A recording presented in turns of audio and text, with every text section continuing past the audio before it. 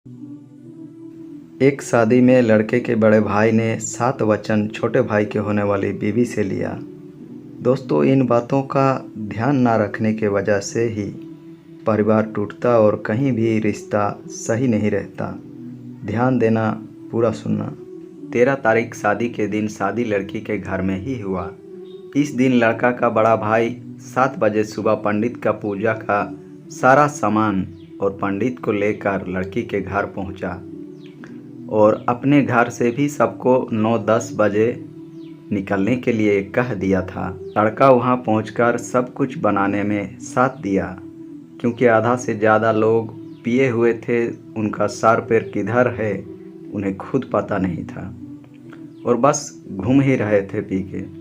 जैसे भी हो, वहाँ के लोग लड़के के परिवार का इज्जत करते थे, व्यवहार अच्छा ही रखे हैं, इतना बहुत है। मांगनी के टाइम लड़के के बड़े भाई के हाथ से कान का गोल्डन का रिंग मिला, छोटे भाई के हाथ से पायल और बहन के हाथ से बिछिया। वहाँ हर किसी ने कुछ न कुछ दुल्हन को दिया। मांगनी के बाद लड़के के घर से मिला शादी का जोड़ा पहनकर सजाया गया। जैसे ही पंडित शादी के लिए बुलाया, लड़का का बड़ा भाई लड़की के पास गया और हाथ थामकर उसके बाप के पूजा करने की जगह पर रखा और कहा, मैंने आज तक तुम्हें तुम्हारे माँ बाप से भी ज़्यादा समझाया है।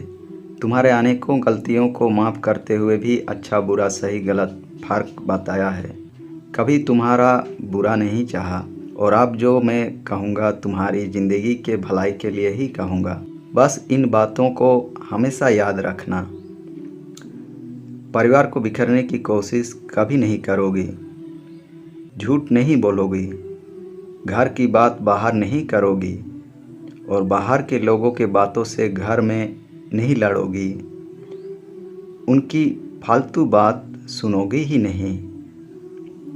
तुम्हारे लाइफ में जो भी दिक्कत हो अपने पति से कहोगी या मुझसे कहोगी या माँ भाई से ही कहोगी। अपने माँ बाप को परेशान नहीं करोगी, नहीं कहोगी। दुनिया तो बहुत कुछ कहा होगा तुम्हें, अब तुम एक सही बहू बन के सबको दिखाओ। लाइफ टाइम अपने पति का ही रहोगी। मैं खुद के शादी से पहले दोनों का शादी होने दे रहा हूँ। मेरे बातों को हमेशा याद रखोगी, वरना तुम्हें ही नुकसान हो सकता है। लड़की हर बात को सुन सुनकर हाँ हाँ मिलाती गई। लड़की की माँ, बुआ, पापा, बहुत से लोग देख रहे थे। जो बोला सही बोला। साथ आए मेहमान बोले, शादी के बाद मत छूना।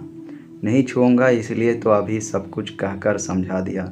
शादी से पहले बहन ही है। फिर लड़के को पंडित के पास पूजा के लिए बैठाया गया, दुल्हन को भी बैठाया गया।